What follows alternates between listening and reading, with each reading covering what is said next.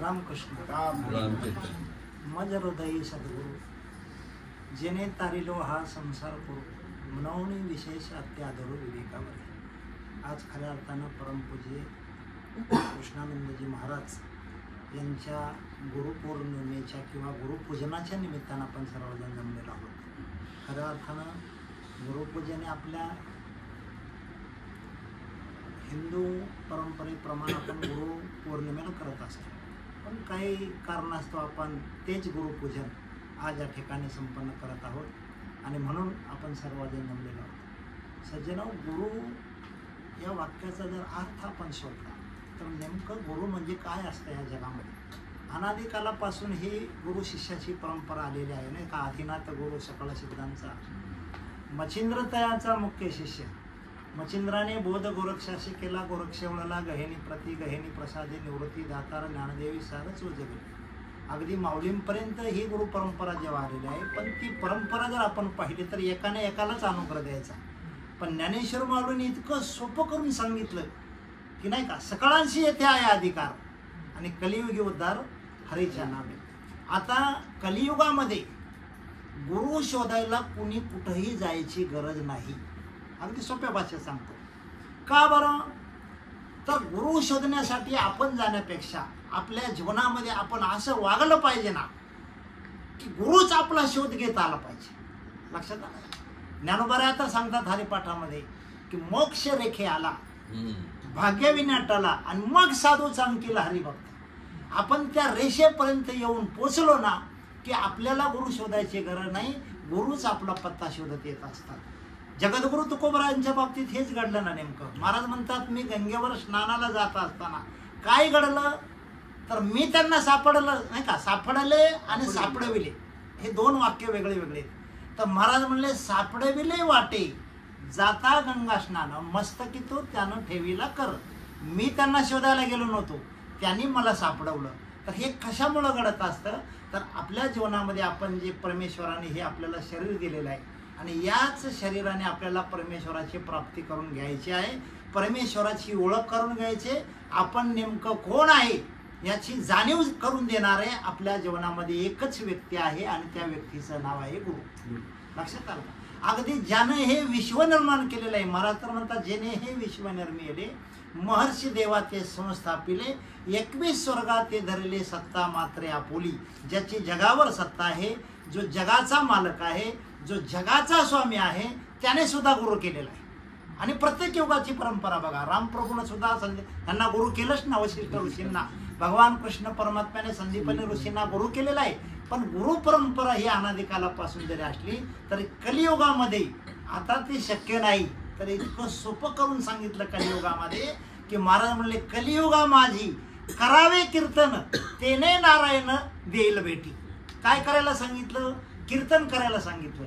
आता तुम्ही म्हणाल कीर्तन करायचं म्हटलं तर गळ्यामध्ये माळ पाहिजे, पंढरीची वारी केली पाहिजे, कपाळाला गंध लावला पाहिजे. तर या सगळ्या गोष्टींचा धिक्कार केला. मी पुरावे देणार बरं का. महाराज म्हणले, गळ्यामध्ये माळा घालणारे माणसं तुम्हाला भरपूर मिळतात, पंढरीच्या वारीमध्ये सगळ्या अंगाचं पंढरपूर करणारे माणसं भरपूर मिळतात. कळतंय ना माझी भाषा? पंढरपूर म्हणजे काय काय काय इतका गंध लावतात, अख्ख्या अंगाला पट्टे वाढतात बघा. म्हणजे हे साधूचा वेश आणतात. तर या सगळ्याच्या पलीकडची गोष्ट मी तुम्हाला सांगणार आहे. हे काही न करता महाराज म्हणतात, अंतरी निर्मळ आणि वाचेचा रसाळ त्याच्या गळा माळा असो नसो. कळलं का नाही? कळलं? म्हणजे आपलं बोलणं असं गोड असावं, इतकं सज्जनपणाने आपलं बोलणं असलं पाहिजे, गोड बोलणं पाहिजे. नारोबरा सांगतात, साच आणि मवाळ मिथिला जैसे रसाळ आणि बोल जैसे कल्लोळ अमृताची. असं गोड बोलायला शिकावं, असं गोड बोलायला शिकावं. आपण बोलायला जर लागलो तर 22 माणसं असे आपलं बोलणं ऐकायला बसले पाहिजे. पण अशी काही माणसं पाहिले ना, बोलायला जर लागले ना सर तर तळ पायची आग मस्तकाला जाते. असे पण माणसं आहेत बोलणारे, म्हणजे राग येतो ते बोलतात. मग असे जर लोक आपल्याला मिळाले तर किती दिवसांनी किंवा किती वर्षांनी आपला उद्धार होईल सांगा. मग मला सांगायचं आहे की बोलणं माणसाचं गोड असलं पाहिजे. आणि जेव्हा आपल्याला ही अशी सज्जन माणसं मिळतात, सज्जन माणसं म्हणण्यापेक्षा जगामध्ये सज्जन माणसं अशी चुकून सापडतात. मला चुकून बरं का. अजून एक बघा काहीतरी, हा शैले शैलेन माणिक्यम मृत्तिकम न गजे गजे साधवम नाही सर्वत्र चंदनम न वने वने. डोंगराला झाडी भरपूर असतात, पण चंदनाचं झाड असं चुकून सापडतं, चुकून एखादं असतं बघा. तसं सज्जन पुरुष, साधू पुरुष, सद्गुरू या जगामध्ये आपल्याला चुकून सापडतात, मिळत नाही. महाराज म्हणतात सद्गुरू वाचून सापडेना सोय आणि धरावे ते पाय आधी आधी. आपल्या जीवनामध्ये आपल्याला जर उद्धार करून घ्यायचा असेल, आपल्या मूळ स्वरूपाची आपल्याला जर जाणीव करून घ्यायची असेल, ओळख करून घ्यायची असेल, तर आपण सद्गुरूला शरण गेलं पाहिजे. ज्ञानोबराया म्हणतात मी माझ्या सद्गुरूला शरण गेलो, मज हृदयी सद्गुरू. कसा शरण गेलो? तनो मनो जीवे चरणाशी लागावे. भरपूर माणसं सद्गुरूला शरण जातात, सद्गुरूची पूजा करतात, पण नाही. महाराज म्हणले सगळ्या ताकदीनं, सगळ्या गोष्टीनं तुम्ही तनु मनु जीवे चरणाशी लागावे. त्या सद्गुरूच्या चरणावर जर आपण लागलो आणि मग तनु मनु जीवे चरणाशी लागावे आणि अगर्वता करावे दास्य सकळ. आता अगर्वता करावे ना, इथं अंडरलाईन करा, ही फार महत्वाचं वाक्य आहे. बऱ्याचशा माणसांना गर्व असतो श्रीमंतीचा, सौंदर्याचा, शक्तीचा, जे बी आता सगळ्या गोष्टी तुम्ही पुढच्या लावा तुमच्या मनाने.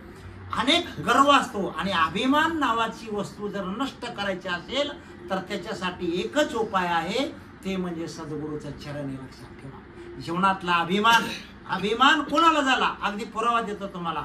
12 वर्षे आईच्या पोटात लपून राहिला, त्याचं नाव आहे सुख. महाराज म्हणतात त्या सुखाला अभिमान झाला आणि अभिमान लागे सुखाची पाठी, व्यासे उपराटी दृष्टी केली, जनक बेठीशी पाठविला तेने, अभिमान नाने खोटे केले, खोटे करून या लाविला अभ्यासी, मेरू शिखराशी सुख गेला, जाऊन या तेने साधिली समाधी, तुका म्हणे तदी होतो आम्ही. त्याला अभिमान झाला आईच्या पोटात असताना. आणि म्हणून ब्रह्मज्ञान तरी एके दिवशी कळे आणि तात्काळ हा गळे अभिमान. ब्रह्मज्ञानाची प्राप्ती झाली. ब्रह्मज्ञान म्हणजे काय बघा, एक अपोक्ष ब्रह्मज्ञान आहे, एक परोक्ष ब्रह्मज्ञान. ब्रह्मज्ञानाचे प्रकार आहेत. आता तुम्ही सगळे हुशार माणसं आहे आणि शहाण्या माणसांना काही धरून सांगायची गरज आहे का? समजण्यावाले को इशारा काफी आहे ना. हुशार माणसं आहे तुम्ही सगळे. ब्रह्मज्ञान, अपरोक्ष ब्रह्मज्ञान कशाला म्हणायचं आणि परोक्ष ब्रह्मज्ञान कशाला म्हणायचं? नामदेव महाराजाच्या जीवनातला प्रसंग आहे. नामदेव महाराजांना सगळ्या ठिकाणी देव दाखवायचा होता आणि नामदेव महाराजाची परीक्षा घेण्यासाठी कुत्र्याच्या रूपात भगवान पांडुरंग परमात्मा आला. सगळ्यांना माहिती, एकादशीचे दिवशी नामा होता उपवासी, द्वादशीचे दिवशी नामा बैसला स्वयंपाकाशी, स्वानारूपी देव आला, रोट्या घेऊन पळाला, हाती घेऊन तुपाची वाटी, नामा लागे स्वाना पाठी, हसोनिया देव बोले. ते कुत्र हसायला लागलं आणि नामदेवाला बोलायला लागलं. हसोनिया देव बोले, नामा कैसे ओळखिले. जेव्हा एकादशीच्या दिवशी नामदेव महाराज स्वयंपाकाला बसले, कुत्र्याचं स्वरूप धारण करून पांडुरंग परमात्मा आलेला आहे. नामदेवाची परीक्षा पाहायची होती. ती रोटी पळवून नेली, हातात तुपाची वाटी घेतली. नामदेव महाराज त्याच्या पाठीमागं पळतायत. अरे देवा, तू कोरडी रोटी खाऊ नकोस, हे तुपाची वाटी घे, तुपाबरोबर रोटी खा. देवाने माघारी वळून पाहिलं आणि असं नामदेवांकडे बघून हसायला लागला देव. नामदेवा, अरे मी कुत्र्याच्या स्वरूपामध्ये जरी आलो तरी तू मला कसं ओळखलं? नामदेव महाराज म्हणतात, देवा नामा म्हणे खेचर पायी आणि ओळख झाली सर्वे ठाई.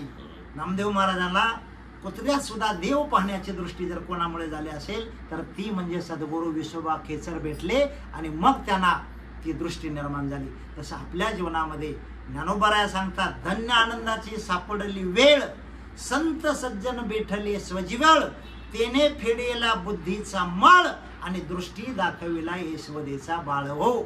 तो परमात्मा जर खऱ्या स्वरूपाची ओळख करून देणारे या जगामध्ये कोण आहेत आपल्याला, तर ते संत आहेत.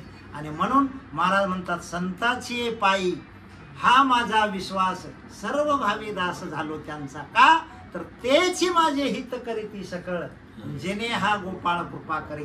परमेश्वराची प्राप्ती जर आपल्याला व्हायची असेल, परमेश्वराची कृपा जर आपल्यावर व्हायची असेल तर सगळ्यात पहिले आपल्यावर संताची कृपा झाली पाहिजे. लक्षात ठेवा, संत कृपा, शास्त्र कृपा, आत्मकृपा आणि मग देव कृपा. आणि या सगळ्या कृपा जेव्हा आपल्यावर त्यांना बस ना, लागतंय काय जगायला महाराज, जीवन सफल झाल्याशिवाय राहत नाही. म्हणून आपल्या जीवनामध्ये खऱ्या अर्थाने सद्गुरूची कृपा होण्यासाठी महाराज म्हणतात आपण त्यांची सेवा केली पाहिजे. काही काही सेवा करायला जातात बघा, मी मागच्या वर्षी सांगितलं असेल का नसेल पण मला आठवलं, सद्गुरूची सेवा करण्यासाठी सद्गुरूची योग्यता त्या क्वालिटीची असली पाहिजे. आता भरपूर सद्गुरू आणि गुरु झालेत, ऊत आला त्यांना, ऊत आला. आता ह्या भाषेत मी बोलतो तुम्हाला. का पण मी एक वाक्य माझ्या सकाळीच बोललो. मी सकाळी दिवे घाटातून वरती गेलं की दिवे गाव आहे, तिथं 1 तास प्रवचन होतं माझं सकाळी. आता मी महाराजांना विचारलेलं नव्हतं, महाराज मी धोतर वगैरे नेसून येऊ का माझ्या पोशाखामध्ये, पण मागच्या वर्षी मी आलो होतो त्यामुळं मला माहीत होतं सगळी माणसं आपलीच आहेत, अगदी काय पोशाखामध्ये यायची गरज नाही. सकाळी मी बोलून गेलो की सद्गुरू कसा असावा, जर रडका गुरु आणि मरका चेला आणि दोघांचा बोध वाया गेला कार्यक्रम असं व्हायला नको ना. कधी कधी चला असा पुढचा असतो की सद्गुरूंनी सांगितलं एका शिष्याला की दादा मला काहीतरी गोड खाण्याची अपेक्षा आहे. आता सद्गुरूंची अपेक्षा, जसं मच्छिंद्रनाथ आणि गोरक्षनाथ, मच्छिंद्रनाथाला अपेक्षा झाली होती ना ते वडे खायचे, बरोबर ना. मग ते वडे मिळवून देण्यासाठी ज्या बाईकडे ते वडे मागायला गेले ना त्या बाईला डोळा काढून दिला. ही गुरुवर असणारी निष्ठा आहे, लक्षात ठेवा. आणि मग गुरुजींनी सांगितलं मला गोड खायचंय, ज्या शिष्याला सांगितलं त्याच्याकडे 50 रुपये दिले, तो गोड आणायला चांगला बिकानेर शिफ्टमध्ये गेला. आता बिकानेर शिफ्ट क्वालिटी आहे ना. मग 50 रुपये घेऊन गेला. 50 रुपयाच्या गोड पदार्थ त्या शेठजीनं काय केलं, मारवडी होते त्यांनी, आपल्यात नाही ना कोणी मारवडी, त्याने 50 रुपयाचे 3 पेढे दिले. ते शिष्यानं विचार केला, म्हणलं आता 3 पेढे 50 रुपयामध्ये आलेले आहेत, गोड आहे का म्हणून 1 पेढा खाऊन पाहायचा. कोणी केला विचार? शिष्याने. आणि 1 पेढा त्याने खाल्ला आणि 2 पेढे त्या पॉकेटमध्ये बांधले गुरुंकडे घेऊन चालला होता. पण रस्त्याने चालताना पुन्हा विचार केला, म्हणलं आपले गुरु इतके सोजिवळ आहेत, ते काय अपलपुटी नाहीत. काही गुरु असे असतात, येऊ द्या सगळा माल आपल्या घरी, असे पण असतात. तर म्हणला आपले गुरु तसे सोजिवळ आहेत, ते काय एकटे 2 पेढे खाणार नाहीत, 1 पेढा ते खातील आणि 1 पेढा मला देतील. कोणी विचार केला? तो पेढे आणा गेलेला शिष्य. मग म्हणला तिथं आश्रमावर गेल्यावर खाल्ला काय आणि आता खाल्ला काय? त्या 2 मधला 1 पेढा खाऊन टाकला. आता शिल्लक किती राहिले खाली? 1 पेढा. तो 1 पेढा घेऊन आपल्या गुरुजींकडे आला. गुरुजी हा घ्या प्रसाद, तुम्ही गोड पदार्थ आणायला सांगितलेला. गुरुजींनी तो बॉक्स खोलला तर त्याच्यामध्ये 1च पेढा. गुरुजी हुशार होते, म्हणजे काय रे 50 रुपये तुला दिले, 50 रुपयाचे तू 1च पेढा आणला का? शिष्य गुरुजीच्या पुढचा हुशार होता. नाही म्हणला महाराज 3 पेढे आले होते, मग 2 पेढे. अहो म्हणलं तुम्ही सांगितलं गोड पदार्थ घेऊन या, म्हणून 1 पेढा मी गोड लागतोय का म्हणून दुकानातच खाल्ला. आणि दुसरा पेढा तुम्ही इथं आल्यावर एकट्याने खाल्ले असते का दोन्ही? 1 मला दिला असता आणि 1 तुम्ही खाल्ला असता. त्यामुळे तुम्ही दिल्यानंतर खाल्ला काय आणि मी रस्त्याने खाल्ला काय? गुरुजी म्हणले अरे पण तू असा न विचारता कसा खाल्ला? तो राहिलेला पेढा बी उचलला आणि तोही खाऊन टाकला. म्हणला गुरुजी असा खाल्ला. संपला आपला विनोदाचा भाग सोडा. जर असा शिष्य मिळाला तर गुरुजीचं कल्याणच करेल. म्हणून जीवनामध्ये आपल्या गुरुजी आणि शिष्य ही परंपरा इतकी खतरनाक आहे, कठीण आहे की आत्मस्वरूपाची ओळख ज्यांना झालेली आहे, मी कोण आहे, कुठून आलोय, काय काम आहे माझं, कशासाठी या जगामध्ये आलेलो आहे, नाही का. पहिलं मेरूच्या शिखरी एक योगी निराकारी, मुद्रा लावून खेचरी, प्राणायान मी बैसला, तेने सांडेली माया, त्या जेली पंथा काया, आणि मग मन गेले विलाया, ब्रह्मानंद माझारी. ती अवस्था प्राप्त होण्यासाठी खरं सांगू का तुम्हाला, खरं सांगू का, तोळ्यावर मोजून अन्न खावं लागतं, तेव्हा ती अवस्था महाराजी माफी मागून बोलतो ती अवस्था प्राप्त होती. आपल्याला ठासून भरायची सवय लागली, कधी ती अवस्था प्राप्त होणार. पण असो, परमेश्वराच्या कृपेने आपल्याला हे शरीर मिळालेलं आहे. दादा या शरीराचं सोनं करायचं असेल तर काय करावं लागेल? आपल्याला सद्गुरूला शरण जावं लागेल. संताची पाय हा माझा विश्वास आहे, सर्व भावेदास झालो त्यांचा, किंवा सद्गुरू सारिका आस्था पाठी राखा, इतरांचा लेखा कोण करे. आणि म्हणून सद्गुरूला जर आपण शरण गेलो तर खऱ्या अर्थानं मी कोण आहे याची, मी आणि माझे पण एका वाक्यात सांगून टाकतो. विसरले जयाचे अंतःकरण, तोची संन्यासी जाण निरंतर पार्थातू. आपल्या जीवनामध्ये मीपणा गेला पाहिजे. मी कोणी नाही. आपण काही आपला संबंध नाही या शरीराची. हे शरीर माझं आहे, हा बंगला माझा आहे, ही गाडी माझी. अरे हे सगळं जागेवर घेऊन जावं लागतंय, सगळं लक्षात ठेवा. धन दारा पुत्र जन बंधू स्वैरे पिसून, सर्व मिथ्या हे जाणून शरण रिगा देवाशी. त्या परमेश्वराला, त्या पांडुरंगाला, त्या परमात्म्याला आपल्याला शरण जायचंय. आणि शरण जाण्यासाठी आपल्याला हे शरीर मिळालेले आहे. अन्य शरीराने परमेश्वराची प्राप्ती करून घेता येत नाही. महाराज म्हणतात मानवी जीवन एक महत्पदाला प्राप्त होण्यासाठी मिळालेलं साधन आहे. स्वर्गातले देव अपेक्षा करतात, स्वर्गीचे अमर इच्छिता ती देवा. आणि मृत्यूलोकी व्हावा, आम्हाला जन्म मिळावा म्हणून स्वर्गातले देव अपेक्षा करतात. आणि जन्माला आलेली माणसं म्हणतात माणसाच्या जन्मात काय अर्थच नाही. अरे काय बुद्धिहीन माणसं आहेत, बुद्धिहीन माणसं आहे ती. अरे माणसाच्या जन्मात अर्थ नाही तर मग कोणाच्या आहे सांगा ना. महाराज म्हणतात हे शरीर इतकं चांगलं, या शरीराने आपल्याला दिव्य स्वरूपाला प्राप्त व्हायचंय. सगळ्यांना माहिती आत्ता नाही आज, मला वाटतं रविवार ना, आज ज्ञानोबरायाची पालखी आळंदीमध्ये आली. आज आली, आता पोचणार आळंदी. अशी दुमदुमून गेलेली आहे बघा. माऊलीला नेण्यासाठी सगळे वारकरी आलेले, टाळ गजराच्या नादामध्ये सगळे माऊलीला घेऊन चाललेले आहेत. आज आळंदीमध्ये पोचलेत. योगायोगी आज गुरुजी, आज आपण हा योग साधतोय. आलं का लक्षामध्ये? पंढरपूरला ज्ञानोबा निघाले, पंढरपूरला ज्ञानोबा निघाले. मला जायचंय, मला संसार सुखाचा करायचा आहे. ते आपण हे म्हणताना बघा काय पहिले ओव्या म्हटलं बघा, ते वेदाचं काहीतरी. हा जाऊ द्या, असू द्या, मला ते फक्त तुम्हाला जाणून द्यायचंय की ज्ञानोबरायाने हा संसार सुखाचा करण्याकरता ज्ञानोबरायाने प्रतिज्ञा केली. ज्ञानोबराया सांगतात अवघाची संसार सुखाचा करीन आणि आनंदे भरीन तिन्ही लोका, पण तो करण्याकरता जाईन ग मायेत या पंढरपुरा आणि बेठेन माहेरा आपोलिया. मला सांगा महिला मंडळ, तुम्हाला विचारतो मी, ज्ञानोबरायाने प्रतिज्ञा केली अवघाची संसार सुखाचा करीन, पण तो सुखाचा संसार करण्यासाठी काय करेल मी?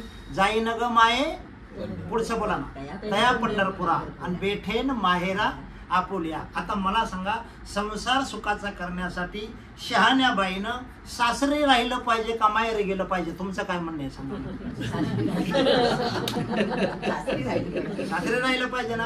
आणि ज्ञानोबराया तर सांगतात मी संसार सुखाचा करण्याकरता माहेरी जाईल. मग ज्ञानोबरायाचं खरं का आपलं खरं? पुरावा आहे ना त्याला. प्रतिज्ञा केली, पंढरपुराला निघाले मी माझा संसार सुखाचा करणार नाही का, माझ्या जीवीची आवडी आणि पंढरपुरा नेहिल गुढी. ज्ञानोबराया म्हणतात मी माहेरी जाईल आणि संसार सुखाचा करेल. आणि आपला प्रश्न काय आहे? सासरी जाऊन सुखा. बघा एखादी मुलगी जर 4 महिने माहेरी जाऊन राहिली तर त्या मुलीला त्या मुलीची जवळची आजी किंवा काकू म्हणते काय ग बाई तू 4 महिने झालं गेली नाही सासरी, काय तुझ्या घरच्याचं तुझं भांडण झालं का? जुनी तुमच्यासारखी आजी असते आणि मोठ्या माणसाचा अनुभव असतो बरं का. येथील अंतरी श्रेष्ठांचे अनुभव, मोठ्या माणसांचे अनुभव असतात. ती आजी त्या मुलीला विचारते बाई तू का राहिली, तुझ्या घरच्याचं तुझं काय भांडण झालं का? ती मुलगी लाजते आणि सांगते नाही काकू काही नाही झालं. अगं मग राहिले का? उगीच राहिले. आजी हुशार असते तुमच्यासारखे, शांत बसते. पुन्हा 15 दिवसांनी विचारते त्या मुलीला काय ग बाई 15 दिवस झाले मी तुला विचारलं होतं तू अजून गेली नाही सासरी. मग मात्र ती मुलगी म्हणते काकू अगं माझ्या घरच्याचं माझं भांडण झालेलं आहे. त्या आजीचा अनुभव असतो, हुशार असती. म्हातारी आजी त्या मुलीला सांगते बाई जर तुला खरा संसार करायचा असेल तर माहेरामध्ये राहून तुझे दिवस निघणार नाही. तू इथून निघ आणि कुठं जा? सासरी जा. ज्या घरी तुला दिली त्या घरी तू, ते पुढचं तुम्ही बोला आता मी नाही. तर ही वस्तुस्थिती असते. मग मला सांगा जर संसार करायचा असेल तर कुठं गेलं पाहिजे? सासरी गेलं पाहिजे ना. ज्ञानोबराया म्हणतात मी माहेर जाईल. आता तुम्हाला प्रश्न पडला असेल नेमकं काय, मोकळं करून टाकतो आणि पुढे चालतो. व्यवहारातला संसार करण्यासाठी सासरी गेलं पाहिजे आणि परमार्थातला संसार करण्यासाठी माहेर गेलं पाहिजे. मुक्ताबाईने सांगितलं मी माझ्या माहेरला जाईन. तुकोबराया म्हणतात आपल्या माहेरा जाईन मी आता निरोपया संत हत्याला. आणि तुम्हाला 100 पुरावे देईल मी प्रमाणाबद्ध. मला सांगायचे ज्ञानोबराया संसार सुखाचा करण्याकरता संसार म्हणजे नेमकं काय? नेमकं काय संसार म्हणजे? 4-2 फ्लॅट घेतले, गाड्या घेतल्या, 2-3 मुलं झाली वगैरे वगैरे म्हणजे काय संसार आहे का? हा संसार नाही. खऱ्या अर्थानं जन्माला येणं आणि जाणं या संसार रूपी बंधनातून या सागरातून तरुण जाण्यासाठी माऊली म्हणतात मी कुठं जाईल? पंढरपूरला जाईल. पांडुरंग परमात्म्याकडे निघाले माऊली माझ्या जीवीची आवडी पंढरपुरा नेहिल गुढी. मजल दरमजल करीत करीत करीत पंढरपूरला गेले. जगाचा मालक असणारा भगवान परमात्मा विटेवर उभा होता, तो पाहिला. आता तुम्हाला सगळ्याला माहित असेल ती विट कोण होती पूर्वजन्मामध्ये, माहित आहे ना सगळं? नको ना सांगायला? बर फास्ट मध्ये सांगतो. मला तुम्ही वेळ सांगा बरं का. काय म्हणणार मी बोलायला लागलो ना की आता तुम्ही म्हणणार माझा अजून बोला. मला सांगा महाराज थांबा 1 मिनिटात मी तिथं थांबा. सांगायचं का ती वीट पूर्वजन्मामध्ये इंद्र आपल्या ऐरावतावर बसून दुर्वास ऋषीच्या आश्रमावरून चालला होता. साधू होते दुर्वास ऋषी. आणि साधूने विचार केला देवांचा राजा देव इंद्र आहेत, आपल्या आश्रमावरून चाललेले आहेत, त्यांचा आदर सत्कार केला पाहिजे. मोठी माणसं मोठी असतात विचारानं. आणि मग त्यांनी मोठा असा हार त्या इंद्राच्या गळ्यामध्ये घातला, त्यांचा आदर सत्कार केला, नमस्कार केला. इंद्र पुढे निघून गेला. इंद्राने त्या गळ्यातला हार काढला, त्या हत्तीच्या गळ्यात घातला. आता हत्तीला हार काय आणि काय काय त्याने त्या सोंडेने त्या हत्तीने त्या हाराचा विध्वंस केला, पायाखाली तोडवला. दुर्वास ऋषी सगळ्या साधूमध्ये रागीट ऋषी जर कोण असेल तर दुर्वास ऋषी, बरोबर आहे ना. दुर्वास ऋषीनं ते पाहिलं, सहन नाही झालं त्यांना. त्याने त्या इंद्राला शाप दिला की मी तुला घातलेल्या हाराचा अवमान केलेला आहे, तुला मी शाप देतो, दिंडीर वनामध्ये तू वीट होऊन पडशील. बघा कशी गंमत आहे, शॉर्टकट मध्ये सांगतो, खूप मोठा काही विस्तार करून सांगत नाही. आणि मग शरण आला इंद्र, उशाप मागितला. मग आता दिंडीर वनामध्ये, कुठे येते दिंडीर वन, या जगामध्ये 9 प्रकारचे दीप आहेत. किती दीप आहेत? 9 दीप आहेत. आपण कोणत्या दीपामध्ये आहे? आपण आता कोणत्या दीपामध्ये आहे? अहो आपण जम्बू दीपामध्ये आहे. हा जम्बू दीप आहे. आता जे आपण आहे ना का, जम्बू या दीपा माझी, एक पंढरपूर गाव, धर्माचे नगर देखा, विठू पाटील त्याचे नाव, चला जाऊ तया ठाया, काही भोजन मागाया. म्हणजे आपण या जम्बू दीपामध्ये, तुम्हाला पुरावा दिला नुसता टच केलं, तिथं तू वीट होऊन पडशील. पुढे चला, भगवान परमात्म्याचा कृष्ण अवतार संपला. कृष्ण अवतारामध्ये भगवान परमात्म्याचं जे आयुष्य होतं, आता प्रत्येकाच्या आयुष्याची मर्यादा ठरलेली. देव जरी असलं ना त्याला बी आयुष्य असतं बरं का. बघा येथे उरो आले अवतार, येरते पामर जीव किती. अरे या जगामध्ये देवाला राथा आलं नाही तर जीवाचं काय कौतुक आहे. लक्षात आलं का तुमच्या? 125 वर्षाचा काळ होता कृष्ण परमात्म्याचा. 11.5 वर्षे गोकुळामध्ये राहिले, 13.5 वर्षे मथुरेमध्ये राहिले आणि 100 वर्षे द्वारकेचा राजा झाले. गड्यानो राजा केले झाला कृष्ण, सिंहासनी बैसाला, चला वगैरे वगैरे. आणि मग पुढे त्या कृष्ण परमात्म्यानं काय केलं, ती द्वारका नगरी स्वतः निर्माण केली बरं का समुद्रामध्ये. आणि समुद्रामध्ये निर्माण केले म्हणण्यापेक्षा कृष्ण परमात्म्याचा सासराच होता ना समुद्र. 14 रत्न निघाले, त्यामध्ये कोण निघाली? लक्ष्मी निघाली. आणि लक्ष्मी कोणाची पत्नी? भगवान परमात्म्याची. आता मला सांगा, ज्याची मुलगी आहे समुद्राची मुलगी कोण आहे? लक्ष्मी. म्हणजे कृष्ण कोण झाला? समुद्राचा जावाई झाला. लक्षात आलं? मग त्या जावयाकडं, जावयानं सासऱ्याकडं जागा मागून घेतली. मथुरेमध्ये उद्रेक होऊ लागला नाही का, तेथे उपसर्ग केला लोका. आणि मग रचिली द्वारका तुका म्हणे. उपसर्ग होऊ लागला, उद्रेक होऊ लागला. म्हणले आता इथं राहायचं नाही, निघून जायचं. पण जायचं कुठं? आणि ज्या दिवशी कृष्ण परमात्मा सासरवाडीला जाऊन राहिला ना, तेव्हापासून जावाई सासरवाडीला जाऊन राहायची परंपरा चालू. लक्षात आलं का? चला, द्वारका नगरी निर्माण केली. पुढे यादव कुळी उन्मत्त झाली, साधू लोकांना त्रास होऊ लागला. अनेक साधूची विटंबना, उन्मत्त बनले. सांब नावाची दारू निर्माण केली, अख्खी यादव कुळी नष्ट करून टाकली. एका साधूला तर बघा त्रास दिला. त्या साधूने नाही का, एका पोराने यादवाच्या सोंग आणलं गरवारपणाचं. आणि मग त्या पोराने विचारलं ते साधूला, याला काय होईल? साधू म्हणलं याला मुसळ होईल. आणि कधी साधूची विटंबना करायची नाही, लक्षात ठेवा. कारण सोंग हे सोंग असतं आणि परमार्थात केलेली सोंग भोगावा लागतात बरं का. नीट ऐका, बाकीच्या ठिकाणी तुम्ही सोडा, पण जी परमार्थामध्ये आपण सोंग करतो ना ती भोगावाच लागतात. त्या साधूचं ती विटंबना केली, भोगावं लागलं. घरवार नाही का, वांजबाईनं घरवारपणाचं सोंग आणून चालेल का? चालू शकत नाही का. वांजेने दाविले घरवार लक्षण आणि चिरगुटे लावणी वाथ याला, हे चालूच शकत नाही ना. ओरिजिनल परमार्थच असतो. साधू साधूच असतात. साधूच्या नादी कधी शाण्या माणसाने लागू नाही म्हणजे त्यांना त्रास देऊ नये. साधूला जर त्रास दिला तर तो देव सहन करत नाही, नाही का. हरिजनाशी कोण्या न घडावी निंदा, सात गोविंदा नाही त्याचे, रूपा येऊन या धरी अवतार, भक्ता अवैकर खळा कष्ट. तो परमात्मा साधूसाठीच अवताराला येतो. परित्राणाय साधू नाम, विनाशायचे दुष्प्रथम, धर्म संस्थापनार्थाय संभवामी युगे युगे. युगानुयुग तो परमात्मा आपल्या साधूच्या रक्षणासाठी अवताराला येत असतो. आपलं चाललं होतं काय? समुद्रामध्ये द्वारका निर्माण केली. चला, यादव कुळी उन्मत्त झाली, ती द्वारका पाण्यात बुडवली. आणि कृष्ण परमात्मा कुठं आला? पंढरपूरला आला ना. ते विठचं चाललं होतं ना आपला वीट.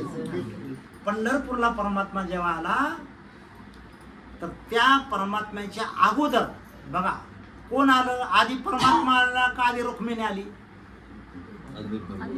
आधी रुक्मिणी आली. रुक्मिणी रुसली ती हे दिंडीरवन आली. दिंडीरवन होतं त्या पंढरपूरमध्ये. ती रुसली. का रुसली? का रुसली मला सांगा. सत्यभामा सांगतो ना साहेब. ती सत्यभामा कृष्णाच्या मांडीवर बसलेली पाहिली. कोणी? रुक्मिणी. आता मला सांगा आपल्या मालकाच्या मांडीवर जर परश्री एखादी येऊन बसली तर आपली बायको काय जय हरी करेल? जय हरी करेल का? सांगा ना मला. का रामकृष्ण हरी म्हणत? राग आला तिला. द्वारका सोडून दिली. ताड ताड ताड रुसून आले रुक्मिणी. कुठं? पंढरपूरला. मला सांगा बायको निघून गेले नाही एकदा माणसाला किंमत नाही बरं का. आता ज्यांना कोणाला आपली पत्नी नसेल ना त्याच्या जवळ जा. त्यांना विचारा दादा काय चाललंय तुमचं? बरे आहेत का तुम्ही? एवढंच विचारा. त्यांच्या मुखातून एकच वाक्य बाहेर पडेल. म्हणणार माऊली जीवनात वाटेल तेवढे प्रसंग येवोत पण बायको कधी मरू नाही. का? ज्याची बायको गेली त्याला विचारा ना. चैनच पडत नाही महाराज. अहो एक दिवस नाही 2 दिवस जर आपली बायको माहेरी गेली ना तर आपण लगेच फोन करा. हॅलो हॅलो पोचली का? कुठल्या बसने गेली का? ऑटोने गेली का? कशाने गेली? मामी बरी आहे का? सगळी चौकशी करतो. मामा बरे आहेत का? तिकडचे सगळे चौकशी करतो. आणि सगळ्यात शेवटी काय बोलतो माहितीये का तुम्हाला? सगळ्यात शेवटी परत कधी करेक्ट उत्तर द्यायचं. म्हणजे 2 दिवस जर आपली बायको माहेरी गेली तर आपल्याला चैन पडत नाही. आज जगाच्या मालकाची पत्नी पंढरपूरला निघून आली. जगाच्या मालकाने द्वारका नगरी पाण्यात बुडवली आणि भगवान परमात्माच्या रुक्मिणीच्या शोधार्थ पंढरपूरला आले. त्या ठिकाणी आल्यानंतर पुंडलिक नावाचा भक्त आपल्या आई वडिलाला घेऊन नाही का गळ्याला दोरी आणि बायको खांद्यावरील पुंडलिक काशी यात्रा करी वगैरे वगैरे ते पाहिल्यानंतर मग त्यांना ते कुक्कुट स्वामीच्या मंदिरामध्ये येणाऱ्या गंगा सरस्वती यमुना सगळ्यांना द्या रोज बरं का. आत्ता सुद्धा आत्ता दुपारी 12 वाजता जगातल्या 349 गंगा रोज पंढरपूरला स्नानाला येतात. रोज आज सुद्धा आल्या होत्या. तुम्ही म्हणाल कसं काय महाराज काय करावा? भगवान शंकर सांगतात ऋषींना. शंकर सांगे ऋषी जवळी सकळ तीर्थे मध्यान काळी येती पुंडलिका जवळी करीती आंघोळी वंदिती चरण. भगवान शंकर स्वतः सांगतात जगातली सगळी तीर्थ 350 गंगा आहेत. त्याच्यातल्या 349 गंगा पंढरपूरला येतात आणि एक गंगा येत नाही. ती गंगा आहे नेपाळ देशामध्ये. तिचं नाव आहे गंडकी. हा ती येत नाही का? त्याला बी कारण नाही बघा. आता ते देवाच्या हातून एक चुकी झाली म्हणून देवाला सुद्धा शालिग्राम रूपानं त्या गंडकी नदीमध्ये जाऊन राहावं लागलं. का?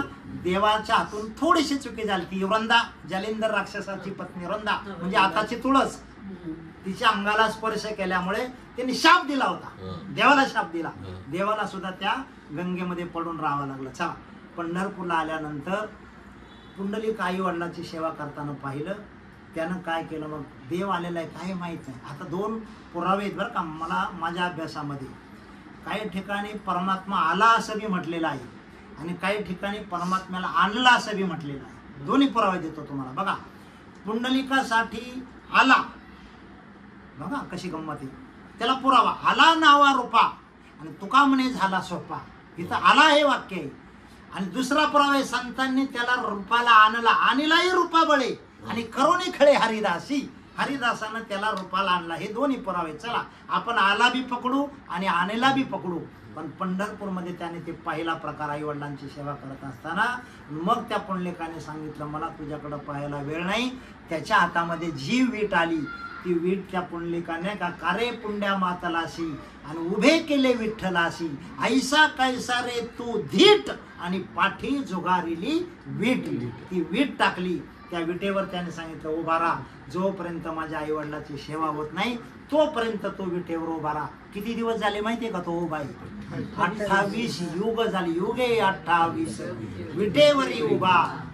आणि मग तो परमात्मा आता ते बी त्याला बी पुढं बरेचसे नाही का ते किती मन्वंतर मग त्याचं एक युग असतं. 7 मन्वंतर आहे. त्या मन्वंतराचं एक ते सांगायला अजून अर्धा तास जाईल आपला. चला असा असणारा तो भगवान पांडुरंग परमात्मा पुंडलिकासाठी अजूनही तिष्ठत.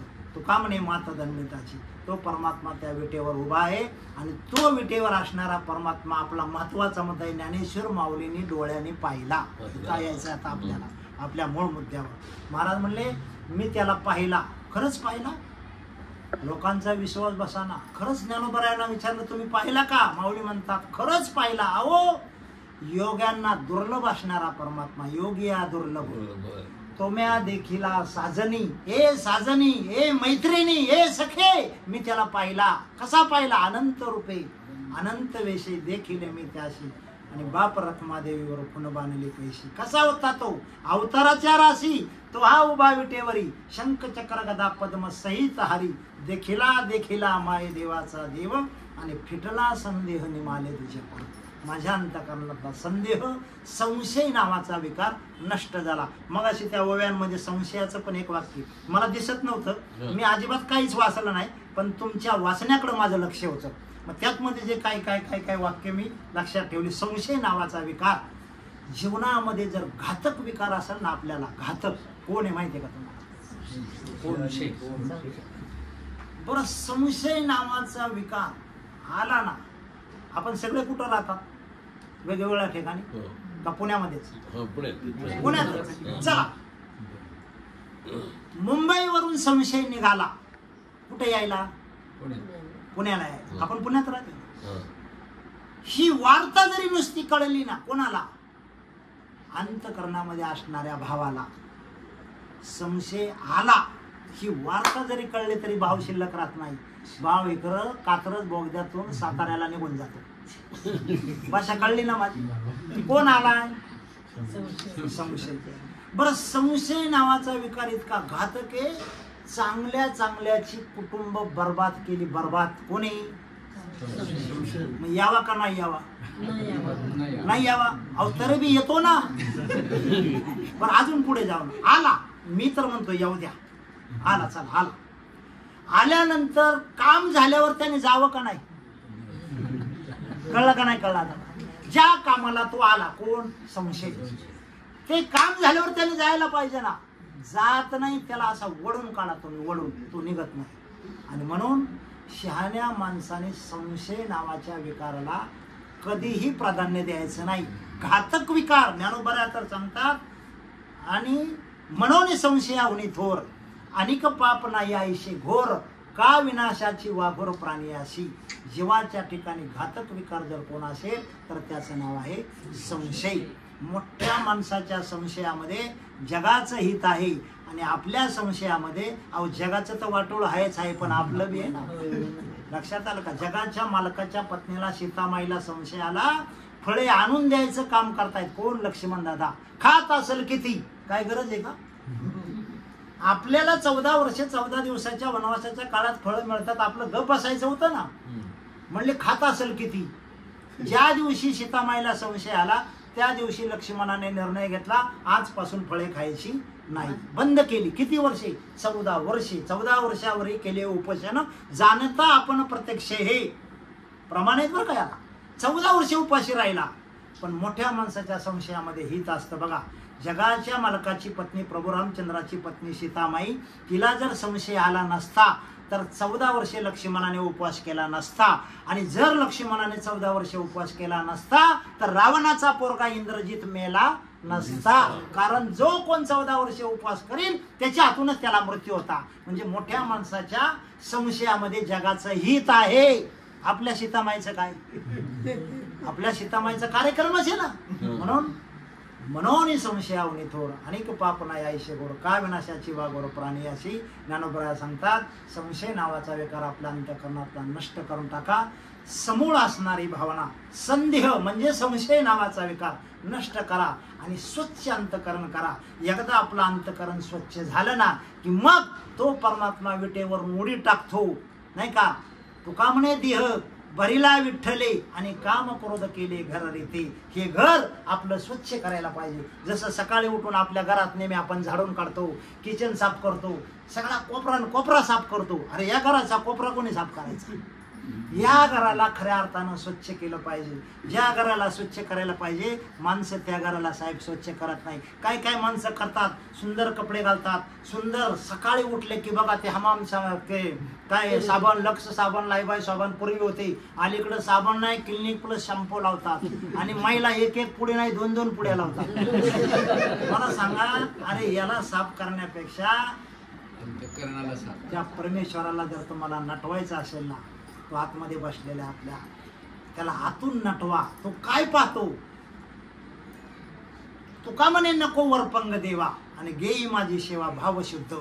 तो वरच्या नटण्याला पाहत नाही, आतून काय क्वालिटीचा आहे, अंतरीची घेतो गोडी. असं बोट घालून जसं एखादी वस्तू चाकतो ना आपण, गोड झालं का आंबट आहे, गोड झालं का असं, तो परमात्मा सुद्धा असंच करतो. अंतरीची घेतो गोडी आणि पाहे जोडी भावाची, मग देव सोयरा सोयरा देव सोयरा दिनाचा. अंतकरण वृत्ती किती स्वच्छ आहे, किती सुंदर आहे. आणि आपला भाव एकदा तो पाहिला की तो परमात्मा काय करतो, महाराज म्हणतात शुद्ध ज्याचा भाव झाला दुरी नाही देव त्याला. अरे कुठं जायचे देव शोधायला?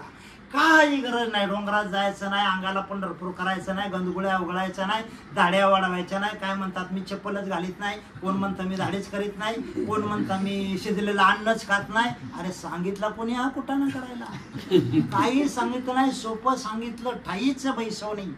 करा एक चित्त आवडी अनंत आळवावा, न लगती सायास जावे वनांतरा, सुखे येतो घरा नारायण. कोण माझं भजन करतो, कोण माझं नामस्मरण करतो, त्याचा पत्ता शोधत शोधत देव येतो, देव येतो. तुम्ही विश्वास ठेवा माझ्या बोलण्यावर. मी माझा स्वतःचा वैयक्तिक अनुभव सांगतो. हजारो विघ्न माझ्या जीवनात आले असेल, पण असा स्पर्श सुद्धा आजपर्यंत मला झाला नाही. का? मी माझा वैयक्तिक माझ्यावर स्वतःवर माझा विश्वास आहे. मला काय बी कोणाशी घेणं देणं नाही. लक्षात आलं तुमच्या? आणि मी पोट तिलकीने हिथून सांगतोय. आता माझ्या बेंबीला रग लागली बघा. का बोलतोय की हे मी स्वतः अनुभवलेल्या गोष्टी तुम्हाला सांगतो. कुणाचं काही ऐकायची गरज नाही आणि कुठं जायची गरज नाही. जिथं असाल तिथं. असं बी काय नाही मांडी घालून साहेब बसलं पाहिजे किंवा आंघोळच केलेली पाहिजे, गंधच लावलेला पाहिजे, देवच पुढं पाहिजे. काही नाही, काही नाही, काही नाही, काही नाही. आज ते पुढचं सांगू. झोपले ना तुम्ही, झोपले ना, आडवे पडले ना बिछाण्यावर, महाराज म्हणतात निजल्याने गाता उभा नारायण. झोपून जरी त्याचं भजन केलं तर देव तिथं उभा असतो. आणि म्हणून जाता जाता हात जोडून तुम्हाला सगळ्याला पाया पडून विनंती आहे सज्जनाओ, हे मनाचे शरीर आहे, वेचून या जाय किंवा घडी घडी काळ वाटे याची पाहे. अजून किती आहे अवकाश आपल्या जीवनामध्ये. त्या परमेश्वराने आपल्यावर अनंत अशा प्रकारचे उपकार केलेला आहे. जेणे हा जीव दिला दान, तयाचे करीन चिंतन. आणि मग जगजीवन नारायण गायीन गुण तयाची. त्याचं गुण गाण्यासाठी परमेश्वराने जीव हा या देहाला दान दिलेला आहे. मध्ये पुन्हा एक ओवी आलती बघा, हे शरीर उष्ण आहे, उष्ण.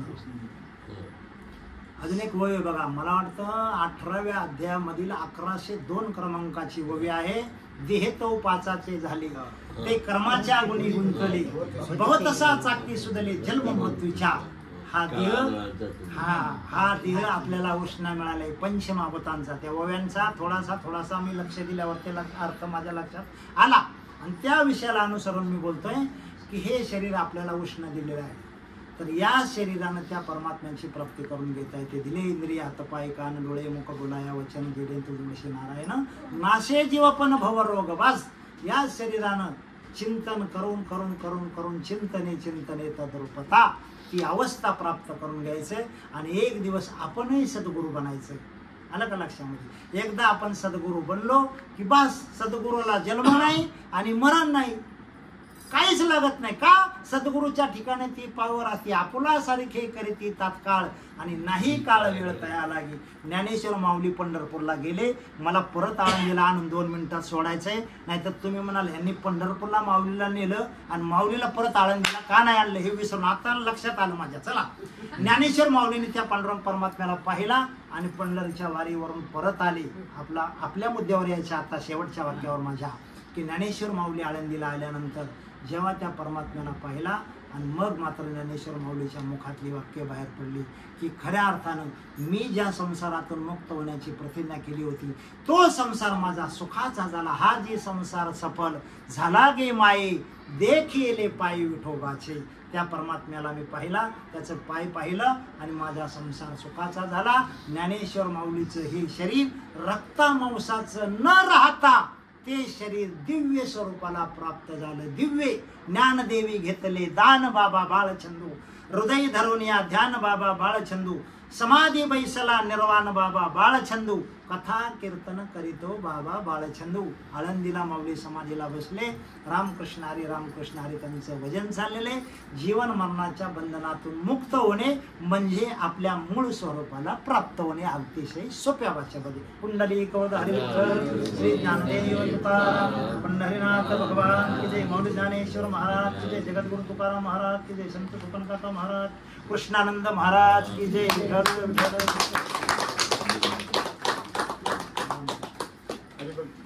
कांता महाराज अगदी आपल्याला पटलं, पण म्हणजे ते यासारखं त्या त्या ठिकाणी आपण गेल्यासारखं दिंडीरोड आपण गेलो, द्वारकेला गेलो, पंढरपूरकडे गेलो आणि आळंदीला त्यांनी आपल्याला आणलेलं आहे. अतिशय उत्तम आणि पुराव्यानिशी व प्रमाण देऊन सर्व हेच केलं. आणि शेवटी तुम्ही एकच सांगितलं की भगवंताचं तुम्ही चिंतन नामस्मरण त्यामध्ये तुम्ही जितका काळ घालता तुमच्या आयुष्याचे कल्याण.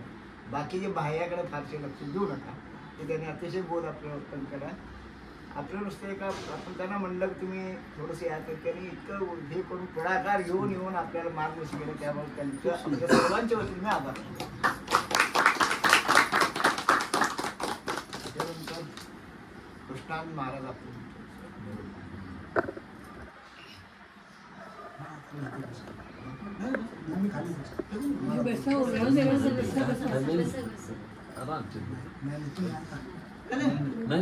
खाली बसून आहे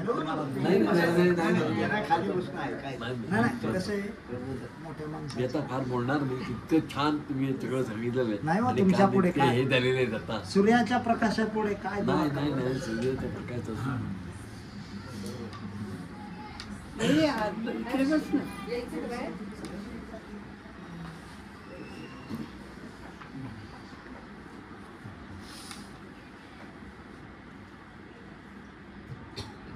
ब्रह्मानंदम परमसुखम केवलम ज्ञानमूर्ते द्वंद्वातीतं विक्रमस्थितं तत्त्वमस्याद्लक्ष्यम् एकं नित्यं विमलवृतं सर्वदी साक्षीभूतं भावातीतं पूर्ववेदं सद्गुरुं तन्नमामि.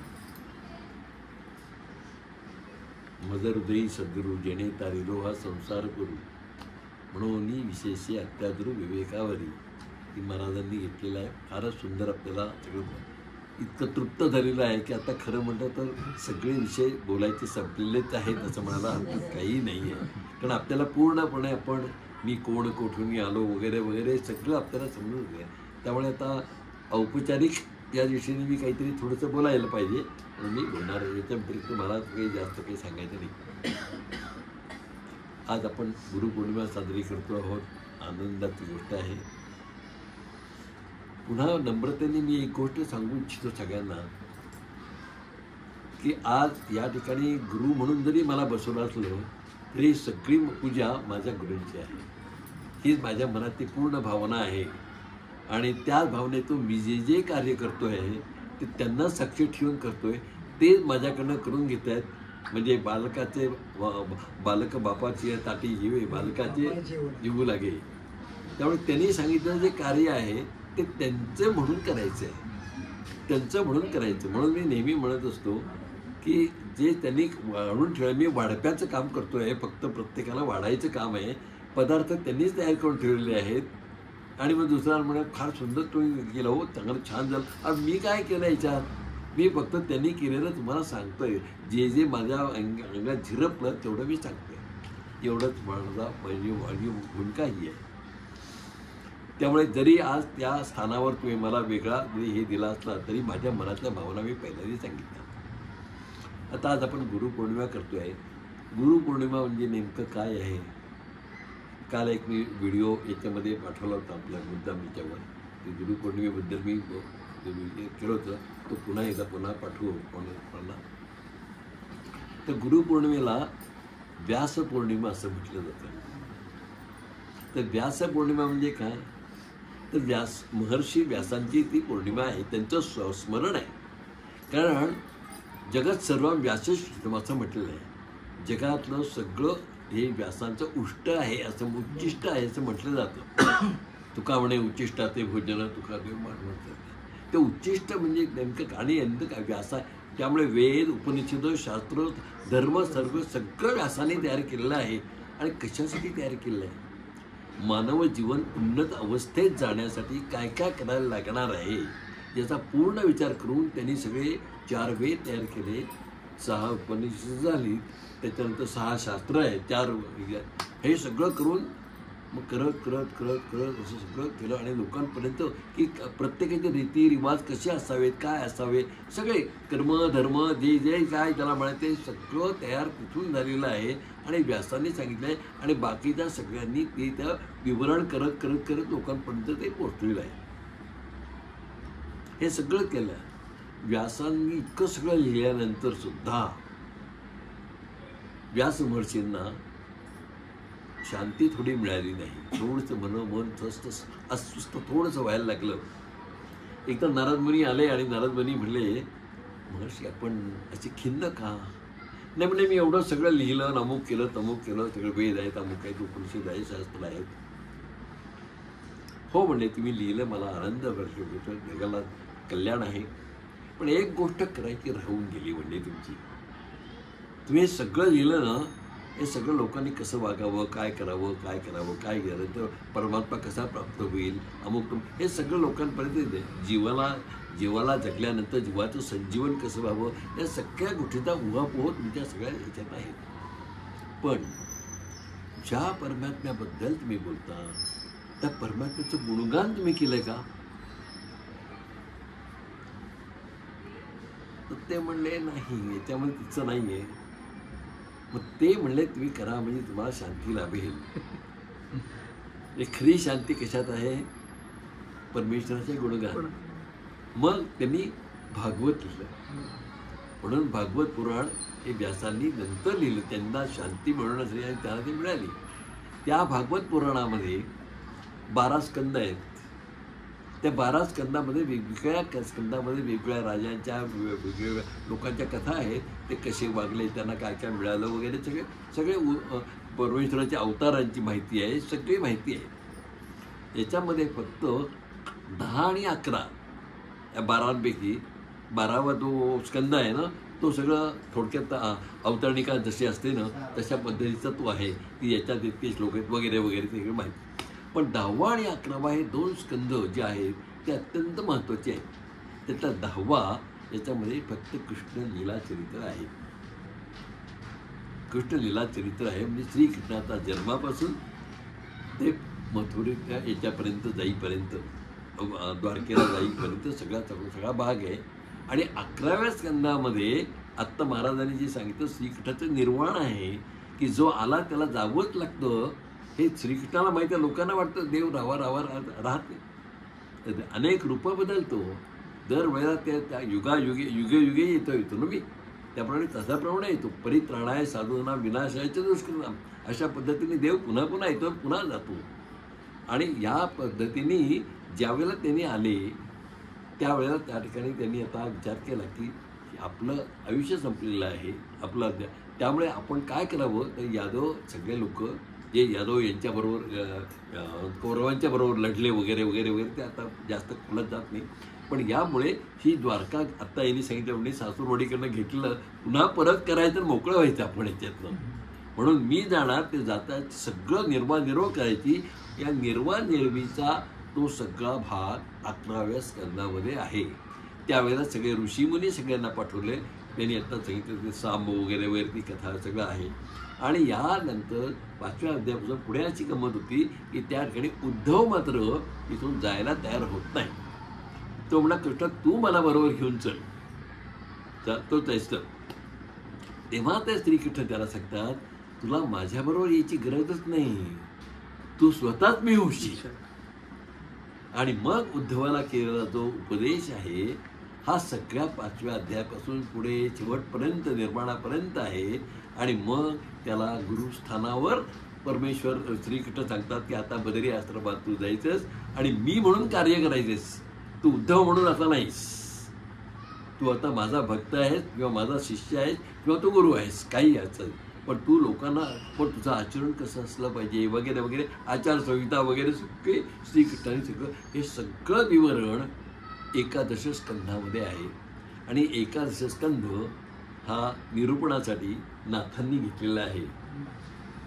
ती फार गंमतशीर कथा आहे, आपल्याला सगळ्यांना माहिती आहे. पण ते सुद्धा काशी क्षेत्रामध्ये त्याचे पुढचे अध्याय सगळे तिथे लिहायला लागले आणि तिथं त्यांची मिरवणूक हत्तीवरनं त्या ग्रंथाची काढली. मराठीतला एकमेव असा ग्रंथ आहे की जो तो तिथं काढलेला आहे. ते नाथांचं महत्त्व आहे. पुष्कळ मी नाथांचं चरित्र सांगितलं वेगळं आहे आपल्या, पण थोडक्यात म्हणजे त्या नाथांचं ते केलं की नाथ हे खरं म्हटलं तर प्रति ज्ञानेश्वरच आहे. कारण आपल्याला जे ज्ञानेश्वर महाराज माहीत झाले ना हे केवळ नाथांमुळे. कारण नाथांच्या नंतर ज्ञानेश्वरांनी समाधी घेतल्यानंतर 200-250 वर्षांनी ती मुळी जी लागली त्या मुळीचं निमित्त झालं आणि एकनाथ महाराज तिथं गेले. आळंदीच्या लोकांना विचारलं तर त्या समाधी कुठे आहे, त्या आळंदीच्या लोकांनाही माहिती नाही, म्हणजे लोक सगळे विसरलेलेच होते. मग यांनी 3 दिवसपर्यंत अनुष्ठान केलं. त्याच्या नाथांनी यांच्याबरोबर चर्चा झाली वगैरे आणि मग त्यांनी ती ज्ञानेश्वरी शुद्ध केली. ही शुद्ध केलेली ज्ञानेश्वरी सगळी आपल्या आणि म्हणून त्यांनी ही मराठीच्या पाठी उभी करेल जो मराठी त्यांनी नरोटी ठेवली असं त्यांनी शेवटचे घेतले. आणि म्हणून नामा म्हणे श्रेष्ठ ग्रंथ ज्ञानेश्वरी एक तरी ओवी अनुभवावी. नुसती ज्ञानेश्वरी वाचायची नाही, पाहायची नाही, चाळायची नाही, तर अनुभवायची आहे. अनुभवणं म्हणजे काय आहे, आत्ता यांनी सांगितल्याप्रमाणे तो पेढा मला खाल्ल्याशिवाय मला कळणार म्हणजे पेढा कसा येतो. आता हा थोडासा चालूपणा होता, हाही खायचा तोही खायचा तोही खायचा हे आपला व्यवहारातला भाग आहे सगळा. पण तिथं कसं हे सगळं मला कळलं पाहिजे. मी कोण आहे, कोण मी, कुठून का जन्म आलो, कशाच आलो नामरूप. आणि म्हणून माझं ध्येय जीवनाचं की परमेश्वराने मला नरजन्म दिला आहे. नर करे करणी तो नरका नारायण हो जाय, पशु का होय पण नाही या नरका कुछ नाही होय. नर करे करणी तो नरका नारायण हो. तर नराचा नारायण होण्यासाठी काय करायला पाहिजे, तर नारायणाचा नारा करायला पाहिजे. नारा करायला पाहिजे म्हणजे जप करायला पाहिजे, म्हणजेच मला भक्तीच करायला पाहिजे. म्हणून ज्ञान कितीही केलं, ज्ञान आवश्यक आहे, कर्म आवश्यक आहे. कर्म, भक्ती आणि ज्ञान या तिन्ही गोष्टी आवश्यकताच आहेत. कारण हे सगळं आपल्या धर्माचार धारे वर्तावे विश्वते मोहरे लावावे मावळे म्हटले. त्यामुळे सगळं करायला पाहिजे. पण हे करत असताना मला कुठे जायचं आहे याचं ध्येय पाहिजे. नाहीतर काय होतं, आपला प्रवास सुरू होतो आणि प्रवासात इकडचं स्टेशन आलं ते त्या स्टेशनवर रममाण होतो, इकडे अमुक खाल्लं तिकडं त्याला मुळं काय पाहिलं काय विसरून जातो. हे विस्तृतता म्हणजे सगळ्या गोष्टी आठवत मी शेवटच्या याच्यापर्यंत मी गेलो आहे का जिथं मला ते मिळणार आहे. ते ध्येय असावे सुदूर की कधी न हाती यावे, जीवे व्हावे मात्र याच्या प्रकाशातच चालावे. कायम चालू पाहिजे आणि चालता चालता मी चाललं हे सण विसरावे. म्हणून मी माझे आईशी आठवणं विसरले ज्याचे अंतःकरण तो पाहता संन्यासी जाणं. आत्ता महाराजांनी सांगितलं बाकी नका करू, तीर्थवारी करा, करू नका काही करा, त्याच्यात कुठेही तुमचं हे नाही. म्हणजे करू नका असं नाही, म्हणजे असं काही नाही. वारीला काही जाण्याचा अर्थ नाही आहे. एवढे लोक जातात, सगळे वेडे मूर्ख आहेत सगळे. आज 40-40 वर्ष जात आहेत, कोणी 8 पिढ्या लोकांच्या वारीमध्ये आहेत. त्यामुळे वारीत जायला काहीही हरकत नाही, जायला पाहिजे. पण ती एकदा तरी वारी अनुभवावी. आज काही 15 दिवस डोक्यात जाय एक वेळ पंढरी घरी हां कशासाठी जायचं, तर मला 15 दिवसपर्यंत चालणार काय खायला मिळणार आहे, कुठे राहायला मिळणार आहे, कशात ते नाही. इथं मला अमुक नाही झालं की अमुक वाजता अमुक नाही झालं तमुक झालं, 4 वाजता अजून चहा नाही झाला आज. तिथं जेव्हा मिळेल तेव्हा हे सगळे म्हणजे तू जसं करशील ते मला मान्य आहे. याचं ट्रीटमेंट याची ही जी आहे की वारीमध्ये तुम्हाला मिळते. आता हल्ली जरी वारीमध्ये आपण म्हटलं की ते पैसे घेतात अमुक करतात, पण तरीसुद्धा तुम्हाला असंच आहे, एवढं चालत जायचं आहे. चालत जायचं म्हणजे हरिमुखी म्हणा पुण्याची गणना कोण करी. आणि असोनी संसारी नसावे संसारी, आमच्या स्वामीजींचं एक वाक्य आहे. संसारी आता त्यांनी ते सांगितलं, ते मुद्दाम त्या शुकर यांची गोष्ट पुण्याने सांगितली. माझ्या डोळ्यात होती ती गोष्ट की